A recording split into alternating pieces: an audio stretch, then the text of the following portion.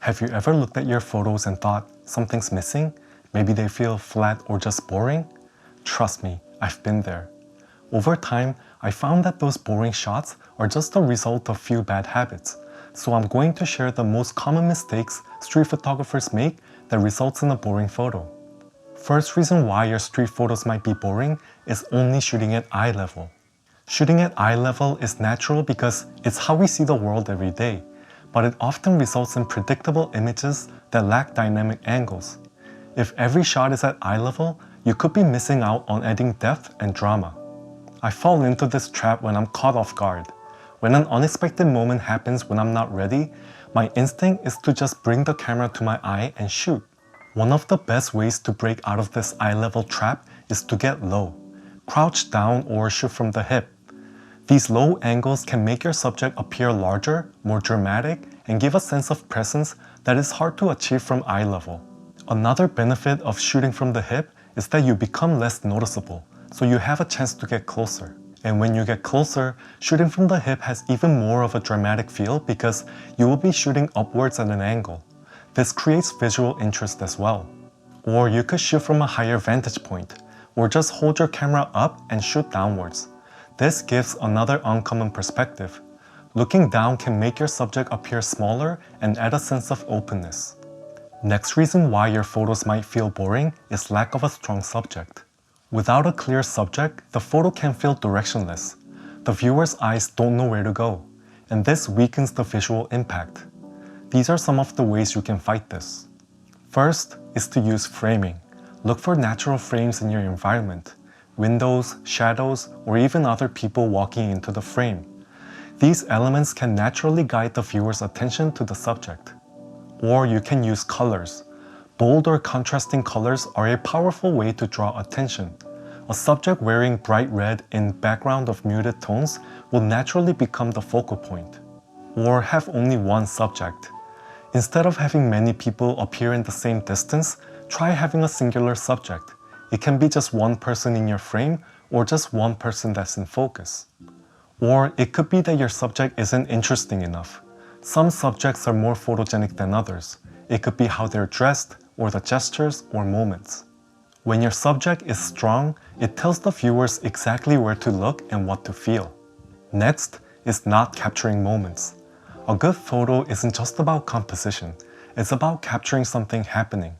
Even if your composition is perfect, if the subject lacks action, emotion, or storytelling, the image can feel a bit boring. Imagine you're photographing someone walking down the street. If they're just staring at their phone with a straight face, it might not make a strong photo. But if that same person smiles or reacts to something off camera, then suddenly that same photo looks a bit more interesting. So be patient. Great moments don't always happen instantly. If you find an interesting scene, just wait.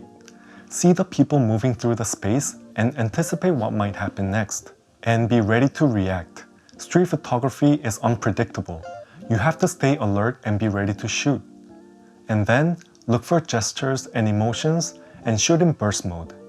Sometimes, the difference between a boring photo and an interesting one is a fraction of a second.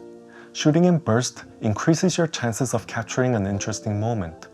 Next is lack of layers or depth.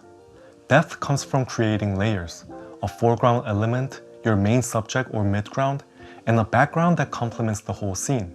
Imagine you're shooting perpendicular to someone walking against a plain wall. It's clean, minimal, but often flat. The image lacks dimension because everything is on the same plane to give a 2D look. Now compare that to a shot taken diagonally toward an open space. Suddenly, the photo feels richer. There's a sense of space, movement, and depth. You can create these layers or depth in many ways, but the easiest one is to find something that you can use as your foreground.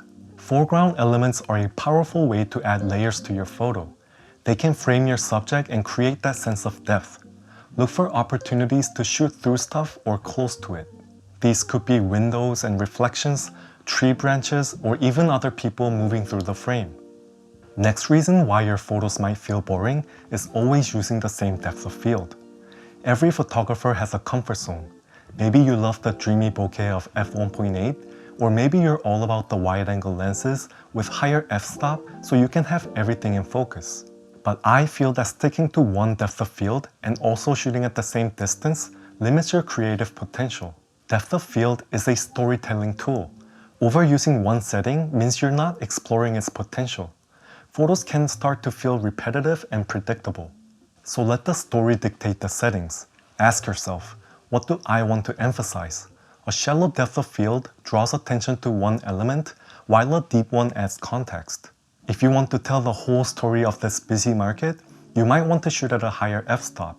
If you only want a singular subject and blur out the rest because the subject is the only thing interesting, then open up your lens. Next is centering every subject. Centering your subject can feel like the most logical thing to do. It's easy and it's balanced, and it tends to really emphasize the main subject. But relying on centering alone is limiting. Center compositions can feel a bit boring if repeated over and over. They don't create movement or tension, which are key to keeping your viewers engaged. I find that this happens often because the focus point of your camera is in dead center if you set it to spot focus.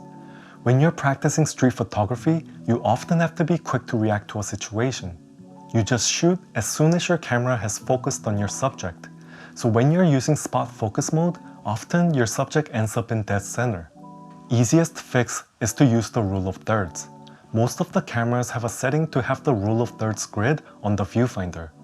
Place your subject where the lines intersect for a more dynamic composition. Another fix is to let negative space play a role in your image. It can highlight isolation or create a sense of mystery. And another very technical way to fix this is to use a different focus mode, like area center. This way, you don't have to focus on your subject in dead center and then recompose your shot. Next reason why your street photos might feel boring is only shooting the backs of people. Including people in your photos can add a lot of depth and interest. And one of the easiest ways to do that, especially if you're shy or uncomfortable approaching strangers, is by shooting their backs. It's simple, non-intrusive, and it still gives a sense of human presence in your images. But if shooting the backs of people becomes your only way of including human elements, you're missing out on some of the most powerful aspects of storytelling. Faces are powerful. They convey emotion, personality, and connection. Without them, your photos can feel detached or incomplete. Of course, the best way to fix this is to shoot from the front or side. Even a partial profile can add intrigue and emotion. If you catch a facial expression, it can really complete an image and give emotions to your photos. But if you're not confident enough to shoot from the front, then shoot from the front but have the faces covered by a foreground. This gives the photo a bit more mystery without capturing the face. Or shoot from really far away, where the subject is walking towards you instead of away from you. Even if you can't see the face of the subject, I feel that seeing the front side makes for a stronger image compared to seeing the back side. So these are some of the ways to make your photos more interesting. I hope this was helpful. If you stuck around to this point, then please give me a like and subscribe to the channel because it really helps out small channels like mine. Thank you, and I'll see you in the next one.